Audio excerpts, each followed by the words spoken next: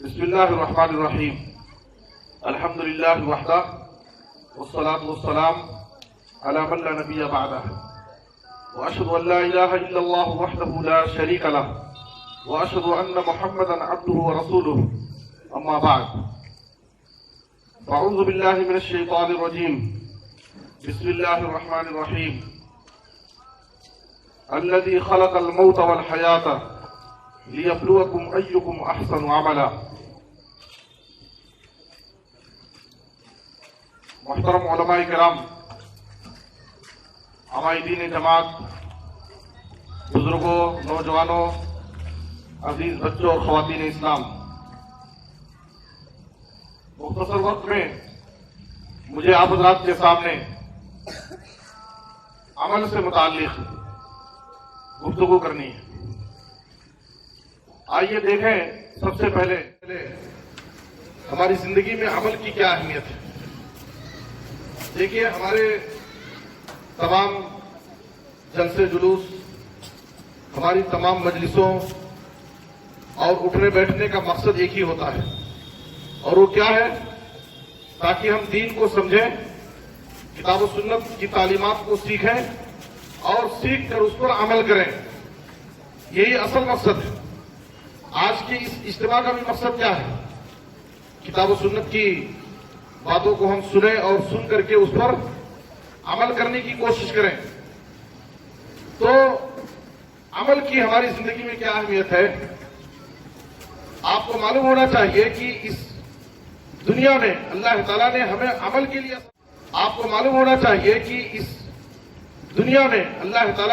عمل کے لیے اصل پیدا کیا ہے۔ سورۃ الملک کی دوسری آیت میں اللہ نے کہا، الذی خلق الموت والحیات لیبلوکم ایکم احسن عملا۔ موت اور حیات کی تخلیق کا مقصد کیا ہے؟ اللہ تعالیٰ نے ہمیں جو یہ زندگی عطا کی ہے، اس کا مقصد کیا ہے؟ اللہ تعالیٰ زندگی دینے کے بعد ہمیں یہ آزمانا چاہتا ہے کہ زندگی پانے کے بعد کون کتنا عمل کرتا ہے اور کیسا عمل کرتا ہے۔ تو اس دنیا میں ہمارے آنے کا مقصد بھی عمل ہے۔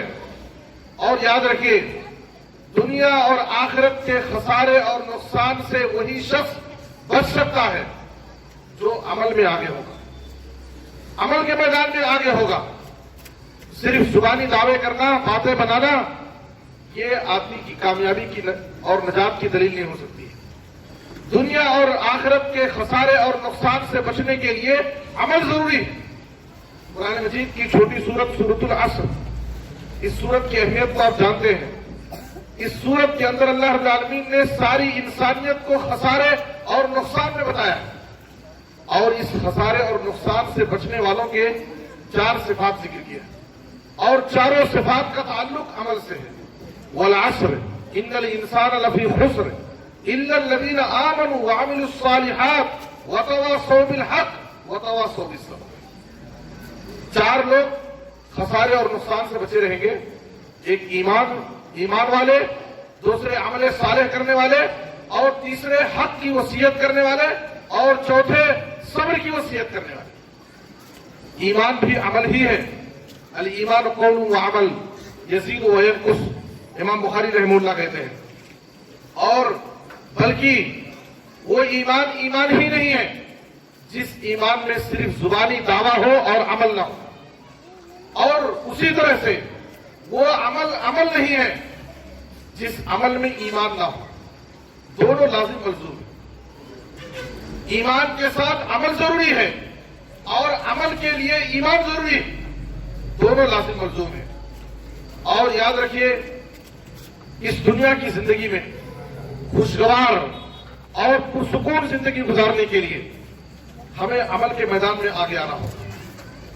آج ہماری زندگیاں عمل سے خالی ہیں، جس کی وجہ سے ہماری زندگیوں میں طرح طرح کی بے چینی، تنگی، پریشانی، اضطراب ہم محسوس کرتے ہیں۔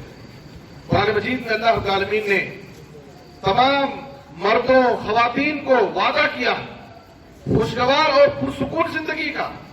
اللہ نے فرمایا، من عمل صالحا من ذکر او انثى وهو مؤمن فلنحيينه حیاة طیبہ۔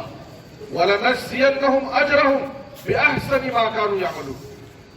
سورہ نحل کی آیت نمبر 97 میں اللہ فرما رہا ہے کہ جو بھی مرد ہو یا خواتین ہو، عورتیں ہو، اگر ایمان کی حالت میں عمل صالح کریں، نیک اعمال کریں، تو اللہ تعالیٰ وعدہ کر رہا ہے فَلَنُحْيِيَنَّهُ حَيَاةً طَيِّبَةً، ہم انہیں خوشگوار اور پرسکون زندگی عطا کریں۔ وَلَنَجْزِيَنَّهُمْ أَجْرَهُمْ بِأَحْسَنِ مَا كَانُوا يَعْمَلُونَ، اور آخرت میں ان کے عمل کا بہترین بدلہ ہم ان کو دیں گے۔ تو اگر ہم زندگیوں میں چین و سکون چاہتے ہیں، دنیا اور آخرت کی کامیابی چاہتے ہیں، دنیا اور آخرت کی سعادت حاصل کرنا چاہتے ہیں، تو ہمیں عمل کے میدان میں آگے آنا چاہیے، عمل کے میدان میں آگے آنا چاہیے۔ آج ہماری زندگیوں میں اگر چین و سکون نہیں ہے اور ہم خوشگوار زندگی سے محروم ہیں، تو ہماری یہ بدعملی ہے، بے عملی ہے۔ سفیان بن عیینہ رحمہ اللہ، جو ایک بڑے عالم اور بڑے محدث گزرے، ایک مرتبہ کعبۃ اللہ میں بیٹھے تھے، سامنے پانی کا پیالہ رکھا ہوا ہے، سوکھی روٹی اس پانی کے پیالے میں بھگو کر اسے نرم کر کے کھا رہے ہیں۔ ان کے شاگردوں نے ان سے کہا، آپ کی یہ زندگی کا حال کیا ہے؟ آپ وقت کے اتنے بڑے عالم اور محدث ہیں اور سوکھی روٹی کو پانی میں بھگو کر نرم کر کے کھا رہے ہیں، کیسی ہے آپ کی زندگی؟ دنیا کے بادشاہ کیسی وسائل زندگی اور نعمتوں سے مالا مال ہے، اور آپ کی زندگی کا حال کیا ہے؟ سفیان بن عیینہ رحمہ اللہ نے کہا کہ اللہ رب العالمین کی طرف سے جو ہمیں چین و سکون ملا ہے اس زندگی میں، اگر بادشاہوں کو ہمارا چین و سکون معلوم ہو جائے تو ہمارے چین و سکون کو حاصل کرنے کے لیے اپنی فوج کے ساتھ، تلواروں کے ساتھ ہم سے جنگ کریں۔ اللہ تعالیٰ نے ان کو وقت کی بادشاہت دی، عہدہ دیا، مال دیا، سب کچھ دیا، لیکن انہیں چین و سکون سے محروم کر دیا۔ ان کے پاس سب کچھ ہے لیکن چین و سکون سے محروم، اور ہم چین و سکون کی زندگی گزار رہے ہیں۔ اگر ہمارا چین و سکون انہیں معلوم ہو جائے تو ہم سے جنگ کریں، ہمارا سکون حاصل کریں۔ اسی قسم کا قول ابراہیم بن ادہم رحمہ اللہ سے بھی منقول ہے، اور اللہ تعالیٰ نے سورۃ طٰہٰ میں فرمایا اسی بات کو، وَمَنْ أَعْرَضَ عَنْ ذِكْرِي فَإِنَّ لَهُ مَعِيشَةً ضَنْكًا وَنَحْشُرُهُ يَوْمَ الْقِيَامَةِ أَعْمَىٰ، جو شخص میری ذکر سے اعراض کرے گا، دین سے اعراض کرے گا، عمل سے بھاگے گا، تو ایسے شخص کی زندگی کو ہم تنگ بنا دیں گے، اس کی زندگی تنگیوں میں، پریشانیوں میں گھری رہے گی، اور قیامت کے دن اس کو ہم اندھا کر کے اٹھائیں گے۔ اس لیے دنیا اور آخرت کی سعادت اگر حاصل کرنا چاہتے ہیں، دنیا اور آخرت میں چین و سکون کی زندگی چاہتے ہیں، تو ہمیں عمل کے میدان میں آگے آنا چاہیے۔ نماز روزے کی پابندی کرنی چاہیے، قرآن مجید کی تلاوت ہے، اور کتاب و سنت میں جو بہت سارے اعمال ہیں، ہماری زندگی کا جو مقصد ہے اللہ کی عبادت، ہمیں عمل کے میدان میں آگے آنا چاہیے۔ اور یاد رکھیے، عمل کی اہمیت کا اندازہ اس بات سے بھی لگا سکتے ہیں کہ آخرت کا سفر آخرت کا واحد ساتھی اگر کوئی ہوگا تو آپ کا عمل آپ کے ساتھ ہوگا۔ سفر آخرت کا واحد ساتھی انسان کے ساتھ اس کا عمل۔ صحیح بخاری کی حدیث میں آپ صلی اللہ علیہ وسلم نے کہا، یتبع المیت ثلاثۃ اہلہ ومالہ وعملہ، ایک میت انسان کے مرنے کے بعد اس کے ساتھ تین چیزیں اس کے ساتھ جاتی ہیں، اس کے اہل و عیال، اس کے گھر کے لوگ جاتے ہیں، اس کے دوست و احباب، اس کے غلام اور نوکر، اس کا مال اس کے ساتھ جاتا ہے، اور اس کا عمل اس کے ساتھ جاتا ہے۔ آپ صلی اللہ علیہ وسلم نے کہا فیرجع اثنان، دو چیزیں واپس آ جاتی ہیں، اس کے گھر کے افراد، دوست و احباب، نوکر چاکر سب واپس آ جاتے ہیں، وَيَبْقَىٰ مَعَهُ وَاحِدٌ، اور اس کے ساتھ ایک چیز، اس کا عمل باقی رہ جاتا ہے۔ اب آخرت کے تمام مراحل میں اگر اس کے ساتھ کوئی چیز ہے تو اس کے ساتھ اس کی زندگی کا کیا ہوا عمل ہے۔ اگر اس کے پاس عمل صالح ہے، اچھا عمل ہے، تو آخرت کے تمام مراحل میں وہ کامیاب ہوتا جائے گا۔ لیکن اگر اس کے ساتھ برا عمل ہے تو آخرت کے تمام مراحل میں وہ ناکام ہوگا، اس کے لیے شرمندگی ہوگی، رسوائی ہوگی۔ آپ دیکھیے قبر، آخرت کی پہلی منزل قبر میں آدمی کے پاس انسان کے لیے عمل کی کیا اہمیت ہے؟ حدیث میں ہے کہ بندے مومن کے پاس، جو مومن بندہ ہوتا ہے اور فرشتوں کے سوالوں کا جواب بآسانی دے دیتا ہے، ایک مومن بندے کے پاس قبر میں ایک خوبصورت نوجوان کی شکل میں، جو اچھے لباس پہن کر کے خوشبوؤں میں معطر ہو کر کے اس بندے مومن کے پاس قبر میں آتا ہے اور اس کو خوشخبری سناتا ہے اور کہتا ہے کہ یہ وہ دن ہے جس دن کا تجھ سے وعدہ کیا جاتا تھا۔ وہ بندے مومن اس سے سوال کرتا ہے، من انتا، تو کون ہے؟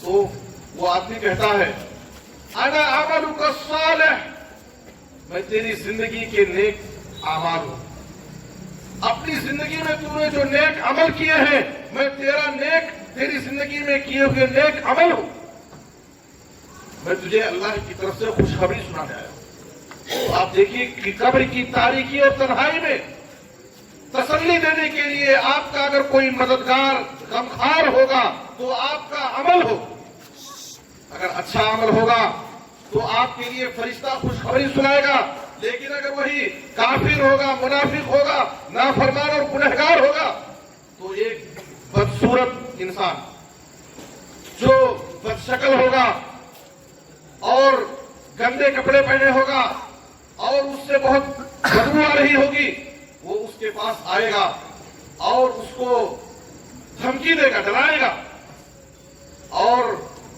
اس سے وہ پوچھے گا وہ کہ آخر تو کون ہے؟ تو وہ کہے گا، انا عملک الخبیث، میں تیرے برے عمل۔ تو آپ غور کیجیے کہ قبر میں بھی آپ کے ساتھ اگر کوئی چیز ہے تو آپ کا عمل ہے۔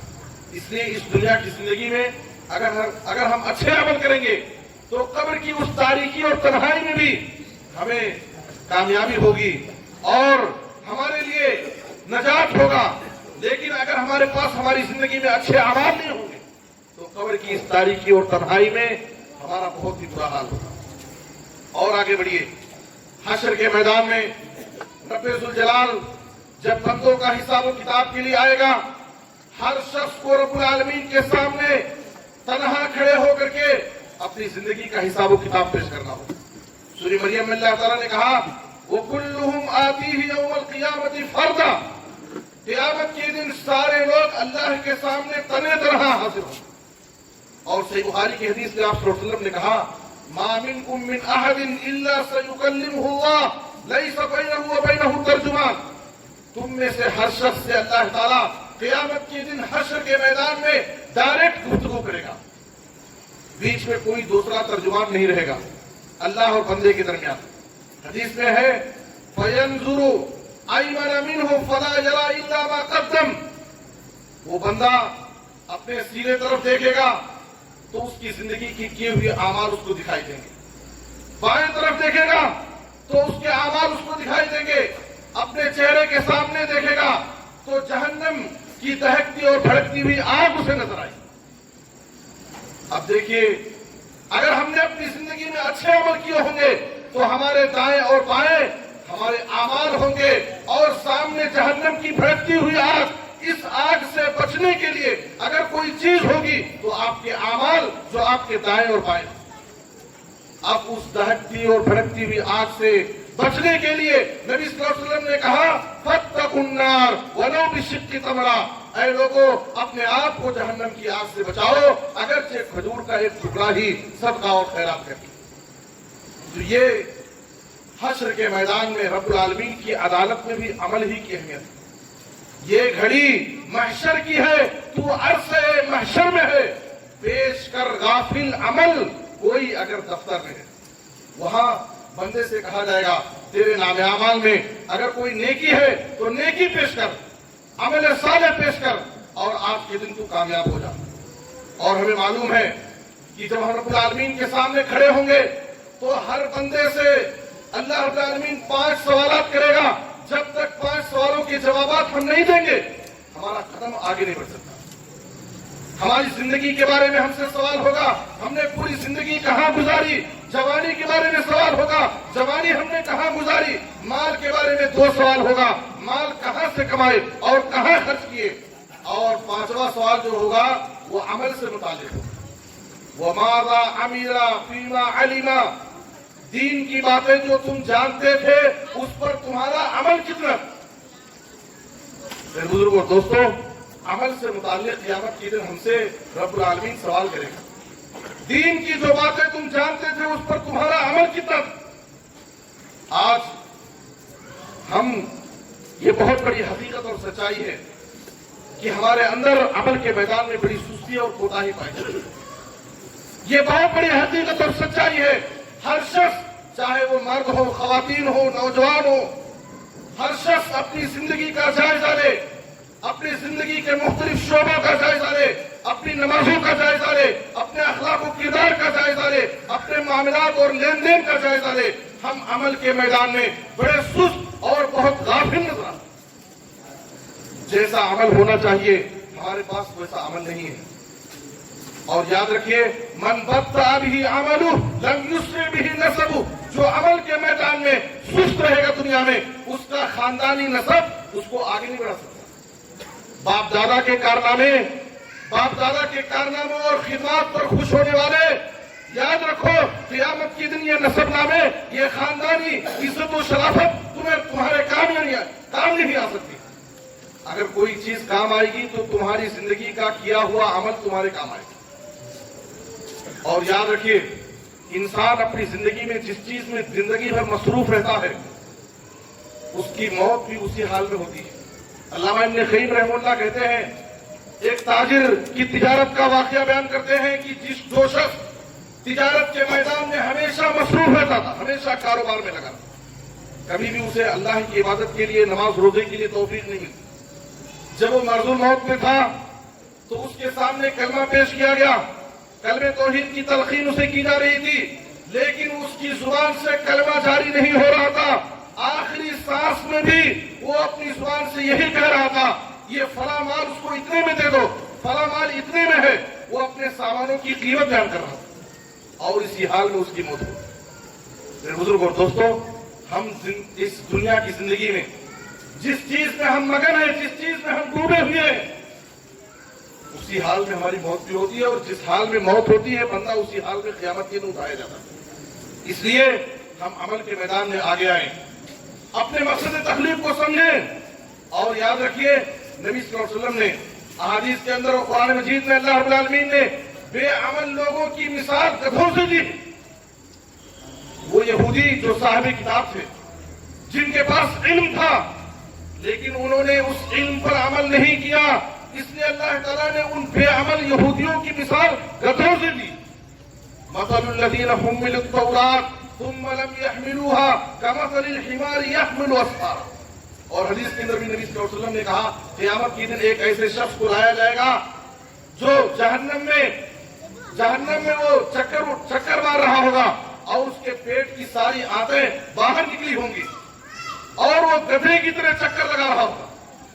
آپ صلی اللہ علیہ وسلم نے کہا، سارے لوگ، سارے جہنمی اس کو گھیر لیں گے، اس کے پاس جمع ہو جائیں گے اور کہیں گے، کیا بات ہے تو یہاں پر، تیرے ساتھ یہ ذلت و رسوائی اور تجھے ایسا عذاب دیا جا رہا ہے، کیا ایسی بات نہیں ہے کہ دنیا میں تو ہم کو بھلائی کی دعوت دیتا تھا، برائی سے روکتا تھا؟ وہ کہے گا، ہاں کیوں نہیں، میں تم کو بھلائی کی طرف بلاتا تھا لیکن خود نیک عمل نہیں کرتا تھا، تمہیں برائی سے روکتا تھا لیکن خود میں برائیوں سے نہیں رکتا تھا۔ جس کی یہ سزا مجھے مل رہی، تو یہ بے عمل لوگوں کی سزا ہے۔ میرے بزرگوں اور دوستوں، غیر المغضوب علیہم ولا الضالین، ہم سورہ فاتحہ میں ہمیشہ ہر نماز میں، ہر رکعت میں پڑھتے ہیں، اے اللہ ہم کو اس راستے پر نہ چلا جس راستے پر چلنے والوں پر تیرا غضب نازل ہو، جس راستے پر چل کر کے لوگ گمراہ ہو گئے۔ اس سے مراد یہود و نصارہ ہے۔ کیوں ہم پناہ مانگتے ہیں؟ اس لیے کہ یہود و نصارہ یہ حاملین کتاب تھے، ان کے پاس، ان کی ہدایت کے لیے اللہ نے کتاب ان کو دیا، آسمان سے نازل کیا، ان کے پاس علم تھا لیکن علم کے باوجود انہوں نے عمل نہیں کیا، جس کی وجہ سے اللہ تعالیٰ نے ان میں سے بعض لوگوں کی شکل و صورت کو عذاب کے ذریعے बंदरों की शक्ल बना दिया और कुछ लोगों की शक्लों को अल्लाह ने खिंजीर की शक्ल बना दी। ये बेअमल लोगों की सजा है मेरे बुजुर्गों और दोस्तों। आइए आखिर में मैं नौजवानों के लिए अमल के हवाले से एक दो मिसाल बयान करता हूं। नबी सल्लल्लाहु अलैहि वसल्लम के जमाने में नौजवानों में, सहाबे किराम में अमल का क्या जज्बा पाया जाता था। नबी सल्लल्लाहु अलैहि वसल्लम की जुबान से एक मरतबा अगर कोई बात सुनते तो पूरी जिंदगी उस पर अमल करने का पुख्ता इरादा कर लेते थे। एक मरतबा नबी सल्लल्लाहु अलैहि वसल्लम ने कहा, निअमर रजुलु खुरैम अल असदी लौला तूल जुम्मतिही वसबाल इजारी। खुरैम असदी बड़े अच्छे आदमी, काश कि वो अपने अंदर दो चीजों की इस्लाह कर ले। एक तो अपने बालों की इस्लाह कर ले, बड़े लंबे बाल हैं उनके, और दूसरे अपने इजार को टखने से ऊपर कर ले। देखिए नबी सल्लल्लाहु अलैहि वसल्लम ने उनको दो चीजों की इस्लाह करने का हुक्म दिया। एक तो अपने बालों की इस्लाह कर ले और दूसरे अपने इजार को टखने से ऊपर रख ले। जैसे ही उनको ये बात मालूम हुई कि नबी सल्लल्लाहु अलैहि वसल्लम तुम्हारे बारे में ऐसा बोले, फौरन उन्होंने कैंची ली और अपने बालों को अपने कान तक कर लिया काट करके, और अपनी इजार को निस्फ सा, आधी पिंडली के बराबर कर लिया। फौरन उस पर अमल। आज नौजवानों को देखिए, उनकी हेयर स्टाइल क्या है, बाल रखने का उनका तरीका क्या है, और उनका वज़ाक़ता क्या है। उनके बाल को देखें, उनके चेहरे को देखें, उनके लिबास को देखें, उनके वज़ाक़ता को देखें। बसा औकात बड़ा मुश्किल हो जाता है पहचानने के लिए कि ये हमारे नौजवान भाई हैं। मेरे बुजुर्ग और दोस्तों, उनके इजार देखो जो पैंट टखने से नीचे घसीटते रहते, जबकि बारहा हम नबी सल्लल्लाहु अलैहि वसल्लम की तालीमात सुनते हैं, लेकिन फिर भी हमारे पास, हमारे दिलों में अमल का जज्बा पैदा नहीं। आप सल्लल्लाहु अलैहि वसल्लम ने एक नौजवान के हाथ में, उसकी उंगली में सोने की अंगूठी देखा। आप सल्लल्लाहु अलैहि वसल्लम ने उसके उंगली से निकालकर फेंक दिया और उसके बाद नसीहत की कि अगर कोई शख्स सोने की अंगूठी मर्द कोई पहनता है तो समझिए कि जहन्नम के आग के अंगार अपने हाथ में डाल रहा है। जब आप सल्लल्लाहु अलैहि वसल्लम उसे नसीहत करके चले गए, उसके दोस्तों ने कहा, खुद खातमक वंतफे भी, अंगूठी उठा लो और कम से कम उससे फायदा उठा लो, पहनना मत, उसको बेच करके उसकी कीमत से फायदा उठा लो या अपने घर की औरतों को दे दो। देखिए उस नौजवान ने क्या कहा, नबी सल्लल्लाहु अलैहि वसल्लम की एक नसीहत पर कितना मुतासिर हुआ। उस नौजवान ने कहा, ला आखुज़ु अबदन वक़द तरहु रसूलुल्लाह सल्लल्लाहु अलैहि वसल्लम। जिस अंगूठी को, सोने की अंगूठी, मेरे उंगलियों से नबी सल्लल्लाहु अलैहि वसल्लम ने निकाल कर फेंक दिया है, दोबारा उसे मैं उठाने की हिम्मत नहीं करता। मुझे गवारा नहीं कि मैं उठा करके उससे फायदा उठाऊं। ये अमल का जज्बा हमारे नौजवानों के अंदर होना चाहिए। आप सल्लल्लाहु अलैहि वसल्लम ने अब्दुल्लाह बिन उमर रज़ियल्लाहु अन्हु की तारीफ करते हुए कहा, निअमर रजुलु अब्दुल्लाह लौ कान युसल्ली बिल्लैल। अब्दुल्लाह बिन उमर कितने अच्छे आदमी हैं, काश की रातों में तहज्जुद की नमाज पढ़ते। सालिम कहते हैं कि नबी सल्लल्लाहु अलैहि वसल्लम की इस एक नसीहत के बाद अब्दुल्लाह बिन उमर फकान ला यनामु मिन अल-लैल इल्ला खलीला, वो रात में बहुत कम सोते थे और ज्यादा उनकी रात तहज्जुद की नमाज में, अल्लाह के क़ियाम में गुजरती। आज नौजवानों, हमारी इबादतों का जायजा लें, हमारी नमाजों का जायजा लें। आज नमाजों में हमारे पास कितनी सुस्ती और कोताही पाई जाती है, और नमाज के मामले में हम कितने सुस्त हैं और कितनी गफलत हमसे हो रही। कितने ऐसे लोग हैं जो मुतलक नमाजों की पाबंदी नहीं करते, कितने ऐसे लोग हैं जिनके पास जमात के साथ नमाज पढ़ने की पाबंदी नहीं। सईद बिन मुसैयब रहमतुल्लाह अलैह जो किबारे ताबीन में से हैं, उनके बारे में आता है 40 साल का रिकॉर्ड था उनके पास। किसी भी अजान में 40 साल में अजान के बाद वो मस्जिद में दाखिल नहीं। और वो कहते थे कि मैंने 40 साल की मुद्दत में इमाम के अलावा किसी की पीठ नहीं देखी, यानी मैं 40 साल की मुद्दत में हमेशा सफ़े अव्वल में खड़ा होता। मेरे बुजुर्ग और दोस्तों, आज हम अपनी नमाजों का जायजा लें। एक दिन की फज्र से लेकर के ऐशा की 5 वक्त की नमाजों का रिकॉर्ड कोई बयान करने से आजिज है। आज हमारी इबादतों का हाल ये है, हम अमल के मैदान में इतने गाफिल हैं। मैं खवातीन के हवाले से एक दो बातें पेश करके अपनी बात खत्म करता हूं। उम्मे हबीबा रज़ियल्लाहु तआला जो उम्मुल मोमिनीन है, आप सल्लल्लाहु अलैहि वसल्लम से एक मरतबा हदीस सुनी کہ نبی صلی اللہ علیہ وسلم نے کہا ما من عبد مسلم یصلی للہ 12 رکعتا تطوعا غیر فریضہ الا بنى اللہ له بیتا فی الجنہ. کوئی بھی مسلمان بندہ اگر دن اور رات میں 12 رکعت سنتیں جو فرض نماز سے پہلے اور بعد میں ہیں، اگر یہ سنتیں اگر کوئی شخص پڑھتا ہے تو اللہ تعالیٰ اس کے لیے جنت میں گھر بنائے گا. سنتوں کی پابندی کرنے والے کی جنت میں گھر بنائے گا. ام المومنین ام حبیبہ رضی اللہ تعالیٰ عنہ کہتی ہے فما ترکتہن منذ سمعتہن من رسول اللہ. جس دن سے میں نے رسول اللہ صلی اللہ علیہ وسلم سے یہ حدیث سنی اپنی زندگی میں سنتوں کو کبھی نہیں چھوڑا. یہ جذبہ یہ شوق دل میں پیدا ہوا کہ ان سنتوں کی پڑھنے کی وجہ سے اگر اللہ تعالیٰ جنت میں میرے لیے گھر بنائے گا تو کیوں نہ میں جنت میں اپنے لیے گھر تعمیر کروں. یہ خواتین میں عمل کا جذبہ تھا.